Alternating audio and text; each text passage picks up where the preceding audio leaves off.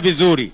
Kuanzia leo, kama umepoteza kitambulisho yako, wewe uende utafute kitambulisho ingine. Ile pesa shilingi 1000 ilikuwa inalipishwa, tumeondoa. Wewe utaenda utapatiwa kitambulisho mpya bila malipo yoyote. Kama vile vile, kama wewe hauna kitambulisho, si ndio?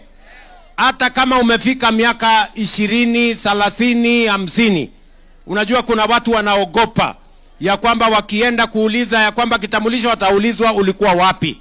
Maneno ya vetting, maneno ya kuulizwa maswali, tumeondoa hiyo mambo yote. Wewe enda utapatiwa kitambulisho bila malipo yoyote.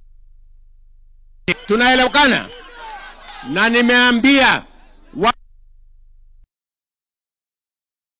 ati wewe ulitoka Narok, ati enda pata kitambulisho Narok. Ati wewe ulitoka Busia, wewe enda tafuta kitambulisho Busia. Ati wewe ulitoka Nyandarua, hakuna kitu kama hiyo. Mwananchi akiwa Nakuru apatiwe kitambulisho Nakuru. Tunaelewana jameni? Alafu basi mimi nataka nyinyi, kila mmoja wetu nataka ajiandikishe kwa SHA. Kila mmoja wetu kujiandikisha ni bure. Mimi nataka nikuulize wewe mwananchi, jitambulishe, enda ujiandikishe kwa SHA.